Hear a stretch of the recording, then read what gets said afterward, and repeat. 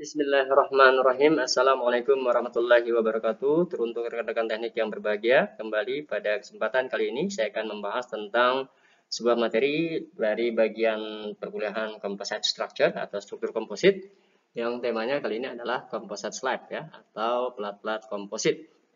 Jika channel ini bermanfaat, jangan lupa like and share dan tekan tombol subscribe-nya. Serta untuk mendapatkan update terbaru, aktifkan tombol notifikasi. Selamat menyimak. Adapun fokus bahasan kali ini ya terkait dengan composite slab design example yang saya ambil dari contoh perhitungan desain composite slab bukunya R.T. Johnson yang terdiri dari lembaran baja ya, profil sebagai penutup atau profile steel sheeting as shuttering. Kemudian yang kedua composite slab black shear and vertical shear untuk gaya lentur dan gaya geser vertikal. Yang ketiga adalah composite slab longitudinal shear untuk gaya geser arah longitudinal. Yang keempat, local effects on point load ya, efek lokal terhadap beban titik ya atau beban terpusat.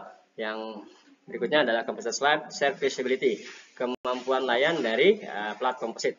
Yang terakhir adalah composite slab fire design, bagaimana desain api untuk composite slab. Selamat menyimak. Sebelum kita membahas tentang desain dari profile steel sheeting as shuttering atau lembaran profil baja sebagai penutup ya, di sini kita perlu ketahui ya properties atau sifat material ya sebagai komponen dari plat komposit ini ya. Mulai dari plat beton bertulangnya ya, di sini kita menggunakan adalah beton ringan wet concrete atau LC ya.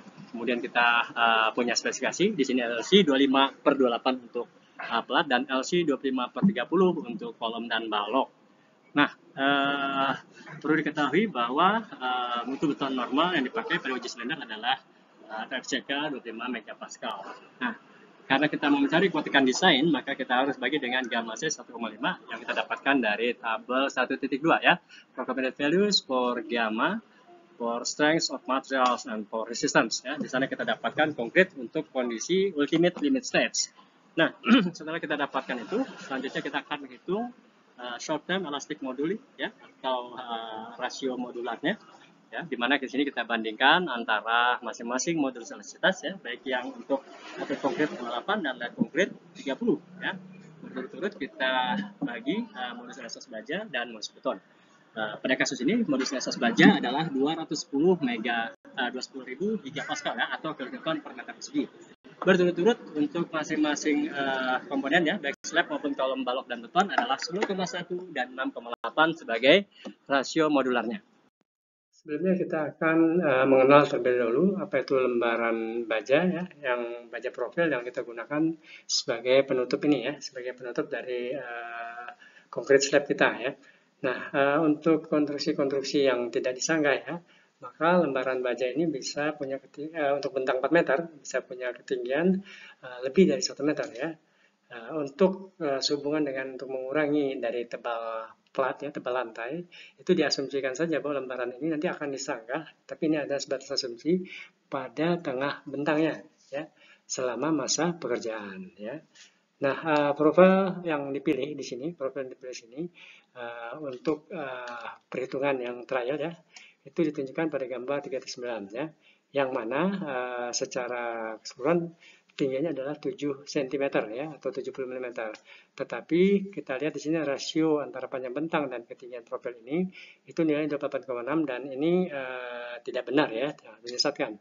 Nah, yang lebih realistik adalah ketika dia dibuat menjadi dua bentang ya. Nah, jadi 2000 bagi 55 dan nilai ini 36,4, rasio antara panjang bentang dan tinggi ini itu cukup ya untuk bisa menjadikan bahwa ini dianggap sebagai dua bentang.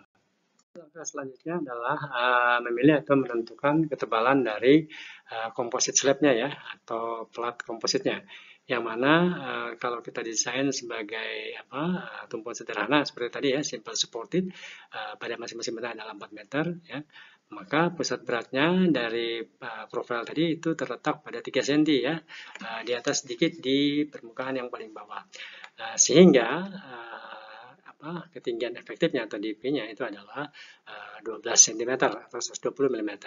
Dan rasio antara panjang bentang dan depth untuk slab ya, itu bisa diambil 150 mm ketebalan ya, atau 4000 ya bagi 120 ya kan, karena rasionya adalah depth ketinggian dari profil tadi ya 120 atau setara dengan 33,3 ya. Nah, kita bisa lihat di sini berdasarkan perhitungan sebelumnya ya, bahwa ketebalan dari profil sheet ini, profil lembaran baja ini itu diambil sebagai 0,9 mm ya, atau sekitar 0,6 ya kalau di dalam gambar 3.9 ini. Kita kembali kepada data soal ya, masih tentang lembaran profil baja ya sebagai penutup ya, atau sebagai selimut dari atau covering ya dari plat beton ya atau concrete slabnya. Nah, di sini ada beberapa kriteria ya, itu guaranteed minimum yield strength untuk bajanya FVV itu adalah 350 megapascal. Kemudian untuk ketebalan ya itu termasuk sudah allowing for zinc coating ya, untuk lapisan sengnya adalah 0,86 mm tadi. Kemudian efektif area cross section penampang melintangnya adalah 1108 mm persegi per 1 meter ya, per 1 meter tinjauan. Kemudian second moment of area ya, ini moment plastisnya tadi 0,548 kali 10⁴ mm per meter ya, tinjauan per meter. Karakteristik plastik moment of resistance, jadi moment plastis 0,18 kN ya per 1 meter. Distance of centroid above base, jadi jarak pusat berat ya dari bawah ya, itu adalah 3 cm. Kemudian untuk plastik netralnya ya, garis proses netral ya, itu adalah 33 mm ya. Kemudian untuk resisten ya, atau vertical shear, jadi tahanan untuk gaya geser vertikal itu adalah 60 kN tiap tinjauan per meter ya, per meter. Jadi dia sebenarnya adalah 60 kN, cuman ditinjau sejauh bentang per bentang 1 meter ya, dan ini pun juga adalah approximation. For resistance to longitudinal shear, untuk nilai longitudinal ya ada variabel M dan K, 184 megapascal dan K-nya adalah 0,0530 megapascal. Kemudian untuk for partial interaction design ya, untuk tegangan geser ini itu 0,144 megapascal.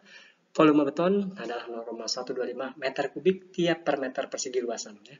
Weight of sheeting, jadi berat dari lembaran baja 0,10 kN per meter square.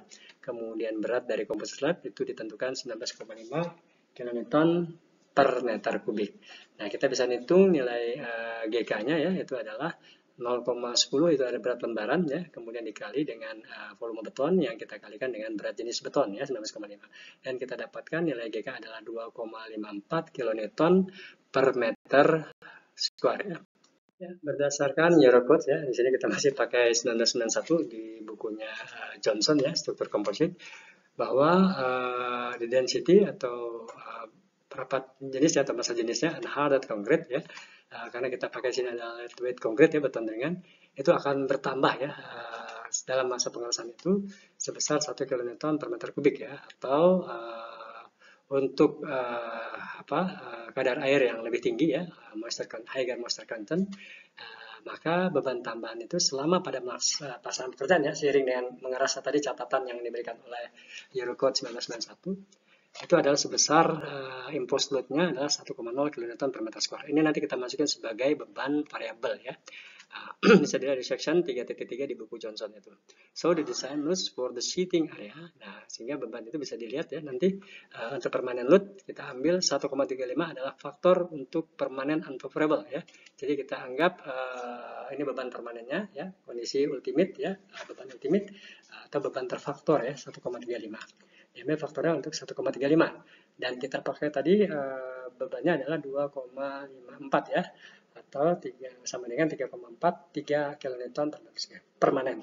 Kemudian untuk yang tambahan tadi 1,0 kita ambil variabel unfavorable ya, itu adalah sebesar 1,0.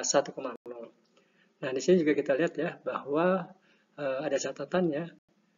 Kita bisa ambil juga nih nilai KK atau untuk variabel itu adalah 1,0 kN per meter square, dan 1,35 dan 1,5 adalah faktornya. Sebagaimana yang telah diketahui sebelumnya bahwa untuk asumsi dari ditopangnya lembaran dari profil baja ini ya, itu yang kita anggap adalah di tengah bentang ya, sehingga dia menjadi dua bentang dalam kondisi tumpuan simply supported ya, tumpuan sederhana.